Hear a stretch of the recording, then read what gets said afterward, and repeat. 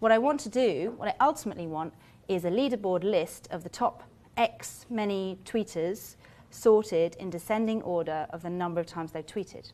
Okay? So this is where streams is going to come in. All collections, all iterables, lots of collection stuff that you're used to using have a way to get a stream on that collection. So in this particular case, what we want is, what I want to look at is, I don't care about the hash map, I care about the values in the hash map. So I just want just the values, which is the Twitter users, and I'm going to do some manipulation on those. I want to sort them, I want to limit them by the top X many, and I want to display that on the UI. Okay? So I'm going to get the values, I'm going to get stream. Just to make sure that I understood.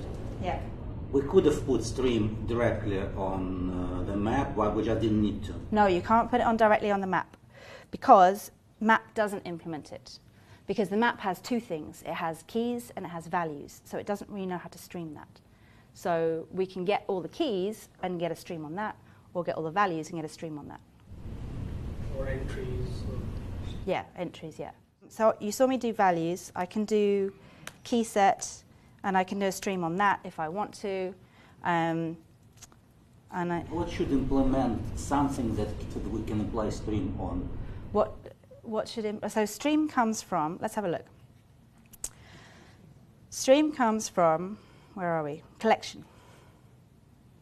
In this particular case, collection has the stream method on it. So anything which implements collection, you can call stream on. Okay. But map is a collection. Map is not a collection. Huh?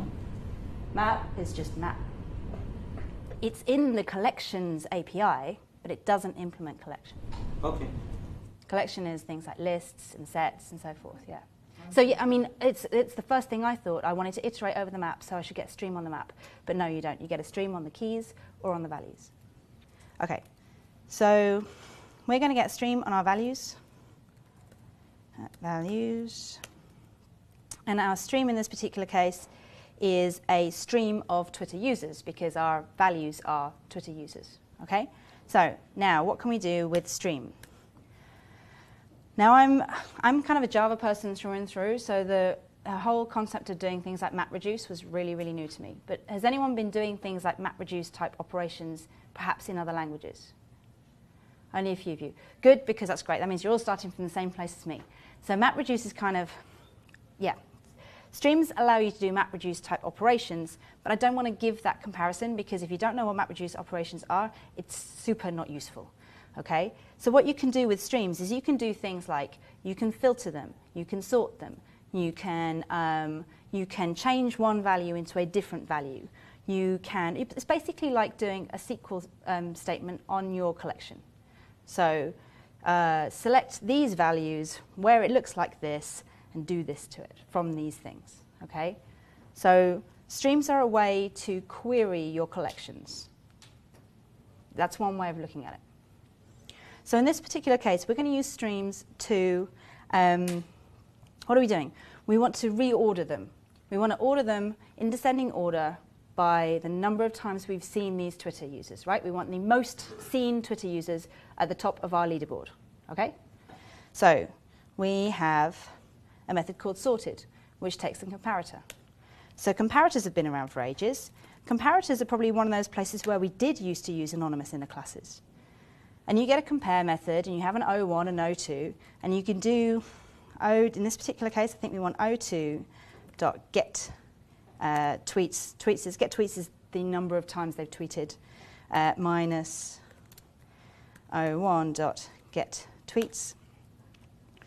And then, of course, what we can do is replace that with a lambda. However, does anyone else find comparators really irritating to work with? Because you're like, I'm not really sure which one is O1 and which one is O2. I'm not really sure whether I'm supposed to be taking O1 from O2 or O2 from O1 in order to get ascending and descending. And then when I collapse that down into a lambda, I have two O1s and O2s going in, and I don't find them super useful.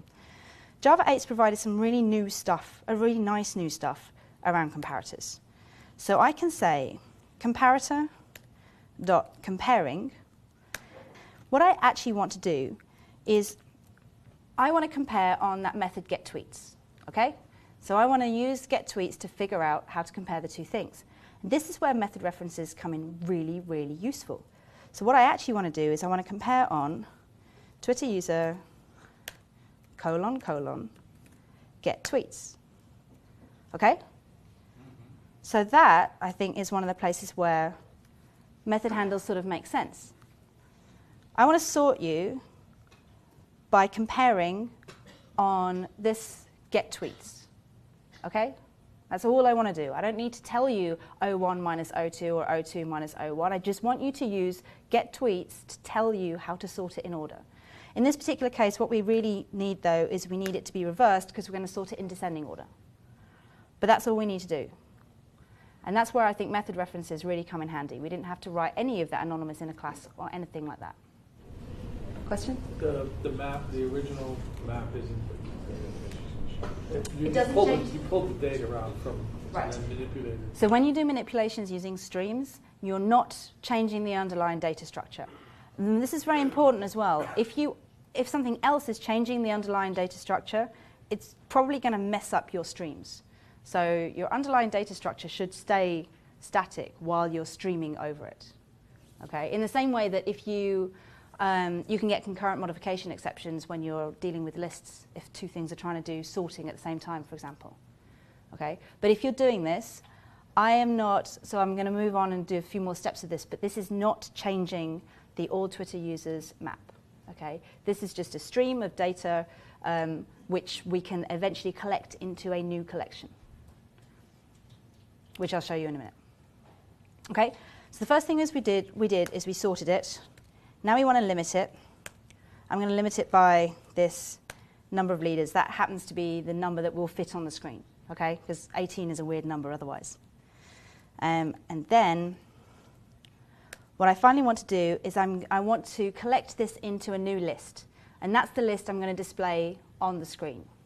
So with streams, there are intermediate operations and terminal operations. So the intermediate operations are things like sorted, limit, filter, map. Okay, and these operations, they will return you another stream. So that lets you keep chaining up different method calls. So I'm going to filter this, I'm going to map it into this, I'm going to limit this and sort it by this. So you can keep chaining those methods up until you get to the very last method where you're going to want to either get your final value, collect all the remaining values into a new collection, or do something concrete and get something back out of it. So intermediate operations always return a stream, and collect will return you something useful, which I will show you as we collect it. So I want to collect this into a list. Collectors,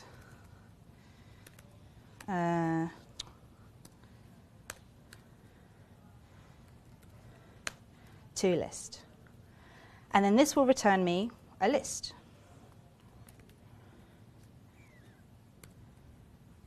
This is my top tweeters.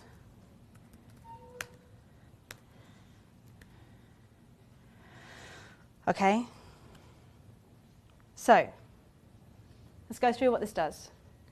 We do a sort operation by saying I want you to sort on the number of tweets and then reverse that so it's in descending order. I want you to limit the number of responses because I only want the top 18. Now, out of all of those, I want you to collect those into a list. And we'll do something with that list. Yep. So reverse is ascend or descend, basically? Yeah, so reverse would be descending. If you don't put reverse, then what is the default? Ascend? By default, it would sort it ascending.